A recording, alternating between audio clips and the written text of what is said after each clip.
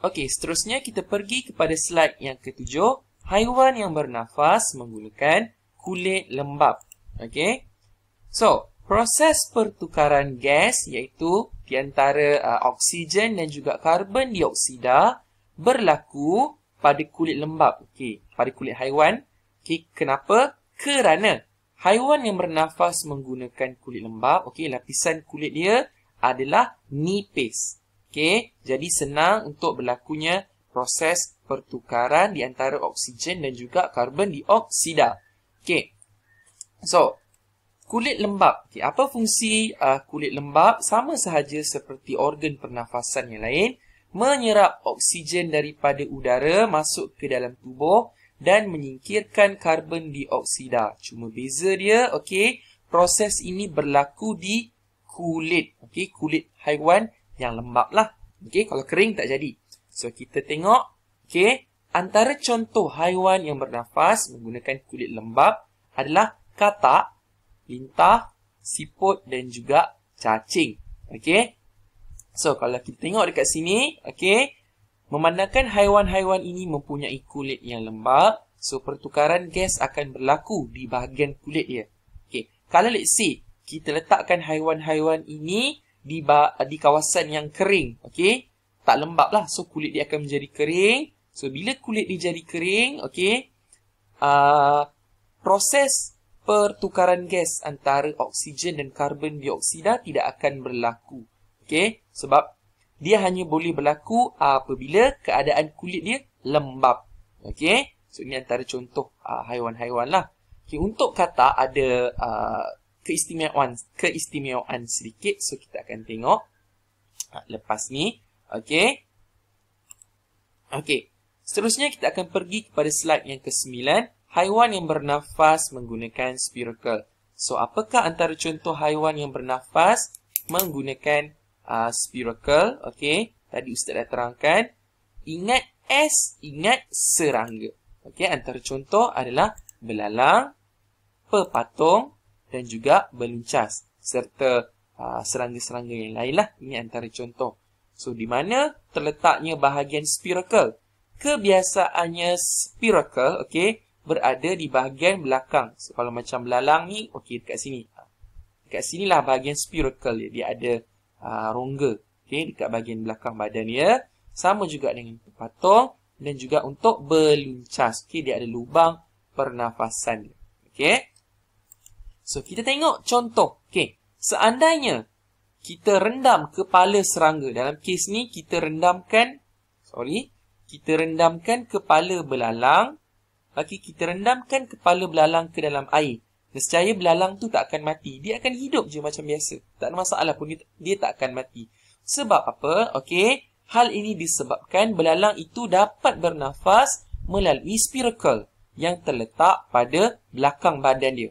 Kita cuma rendam bahagian kepala, okey, tapi bahagian belakang badan dia yang ada spiracle, okey, bahagian belakang badan dia yang masih ada spiracle, okey, terdedah kepada udara, tak direndam dalam air. Jadi, belalang ataupun serangga tu boleh bernafas macam biasa. Okey, melainkan, okey, kalau kita rendam, kita terbalikkan. Kalau gambar ni awak bayangkan terbalik, kita rendam bahagian belakang badan ini, okey, spiracle ini ke dalam air, barulah belalang tu lama-kelamaan dia akan mati. Sebab apa? Lemas. Okey? Ataupun contoh lain, kita sapu minyak. Okey, kita sapu minyak, lapisan minyak pada bahagian belakang badan belalang ni, lama-kelamaan belalang tersebut akan mati. Sebab apa? Lemas lah. Okey, tak dapat bernafas. Okey, spiracle dia dah terhalang. Okey, jadi udara tak boleh masuk. So, kita pergi kepada slide yang ke-11. Okey, haiwan yang hidup dua alam. Okey, istimewa sikit. Okey, kenapa? Bila kita sebut haiwan yang hidup dua alam ni adalah haiwan yang boleh tinggal di dalam air ataupun kawasan lembap, dan haiwan tersebut juga boleh tinggal di darat, okey, ataupun kawasan yang kering untuk satu tempoh yang lama tanpa sebarang masalah. Okey, kenapa boleh jadi macam tu? Sebab haiwan-haiwan ini mempunyai lebih dari satu organ pernafasan, lebih dari satu organ pernafasan. Okey, dalam kes ni, okey, apakah organ pernafasan yang terlibat? Okey, ada dua, iaitu paru, okey, paru-paru dan juga yang kedua kulit lembab. Okey, so kita akan tengok antara contoh haiwan yang istimewa. Istimewa kat sini bermaksud dia mempunyai lebih dari satu organ pernafasan. Yang pertama adalah salamander, okey. Yang kedua newt, yang ketiga katak, dan yang keempat, okey, gambar ni dia bukannya cacing, dia bukannya belut, dia bukannya lintah, okey. Ini namanya adalah Cecilia. Okey, Cecilia. Okey, Cecilia, newt dengan salamander ni tak ada dekat negara kita, tak ada dekat Malaysia, okey. Biasanya dekat negara lain lah. Okey, yang biasa kita jumpa adalah katak. Okey, so salamander, newt, katak dan Cecilia dia boleh hidup lama di air dan juga darat, tak ada masalah sebab dia ada dua organ pernafasan. Okey, macam mana? Okay, haiwan-haiwan ni akan bernafas menggunakan peparu apabila berada di darat. Okey. Dan apabila berada di dalam air ataupun kawasan yang lembab, okey, akan bernafas menggunakan kulit yang lembab. Okey, itulah keistimewaan salamander, newt, katak dan juga Cecilia. Okey, newt ni, okey, ejaan lain boleh juga dieja dengan ejaan N-E-W-T. Okey, newt. Okey. So next slide kita pergi kepada pengelasan haiwan berdasarkan organ pernafasan. Senang cerita kita nak gengkan haiwan-haiwan ni berdasarkan cara mereka bernafas, organ mereka bernafas. Okey, so kita tengok okey pada slide ke-13. Okey, siapa rakan saya? Okey, di sini Ustaz dah berikan beberapa contoh. Kita ada lebah, kerang, lintah, cacing, zirafah, nyamuk, monyet dan ketam. Okey, cara untuk awak kenal pasti. Okey, siapa yang kawan dengan siapa? Okay, sekarang kita nak kelaskan ikut organ pernafasan haiwan ni. Okey, tadi kita dah belajar organ pernafasan haiwan ada 4, iaitu yang pertama adalah peparu. So kalau peparu, Ustaz tulis short form kat sini Ustaz simbolkan dengan huruf P. Okey, haiwan yang bernafas menggunakan peparu. Okey, manakala organ pernafasan yang kedua bagi haiwan adalah insang. Okey, Ustaz letak simbolkan dengan huruf I. Okey.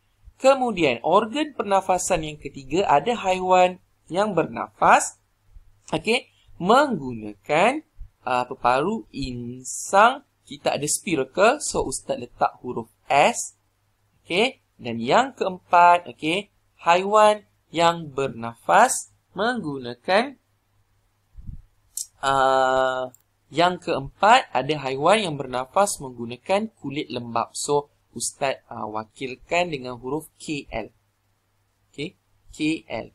P untuk peparu, I untuk insang, S untuk spiracle, KL untuk kulit lembab. So kita tengok satu persatu. Okey, lebah. So lebah merupakan okey haiwan yang tergolong di dalam golongan serangga. Okey, jadi kalau serangga, okey ingat kalau serangga saja dia bernafas menggunakan spiracle. So, kita tulis kat sini, lebah, S. Okey. Kemudian, kerang. Okey. Gambar yang kedua ni, kerang. Kerang tinggal di dalam, kebanyakannya di dalam air lah. Okey. So, kerang bernafas menggunakan insang. Okey, kerang bernafas menggunakan insang. Ustaz, insang ni kat mana? Insang ni dekat dalam. Okey. Kemudian kita pergi kepada haiwan yang ketiga iaitu lintah. So lintah ni okey. Kalau kita tengok dia adalah sejenis haiwan yang kebiasaannya kita jumpa di kawasan yang kawasan lembab lah okey atau kawasan yang berair tapi tak adalah dalam air okey tak berair sangat. Okey, so lintah kebiasaannya bernafas menggunakan kulit lembab KL.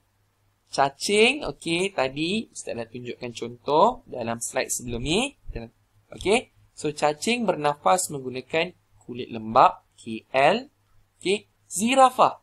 Zirafah adalah haiwan yang tinggal di darat.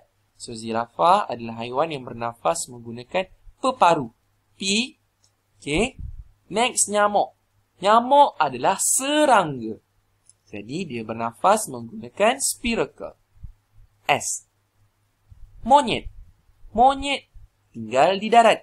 Jadi, dia bernafas menggunakan peparu. P. Okay. Manakala yang terakhir, ketam. Okay.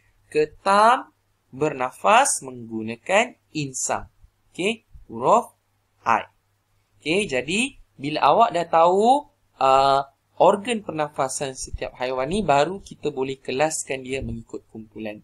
So, dekat sini, lebah. Okay. Lebah kawan dia adalah dengan nyamuk. Okay. So, lebah kawan dia adalah nyamuk sebab dua-duanya adalah serangga. Jadi, lebah dan nyamuk bernafas menggunakan spiracle. Okay. Manakala kerang. Okay, kerang boleh dikelaskan. Okay, geng dia dengan ketam. Sebab apa? Dua-duanya bernafas menggunakan insang. Okay, manakala lintah dan cacing. Okay, lintah dan cacing, geng, kawan. Okay, kita boleh kelaskan dia dalam satu kumpulan. Okay, sebab dua-duanya bernafas menggunakan kulit lembap. Manakala zirafah, okay, kawan dia, geng dia adalah huruf P, geng dia dengan monyet. Okay, bernafas menggunakan peparu. Okey.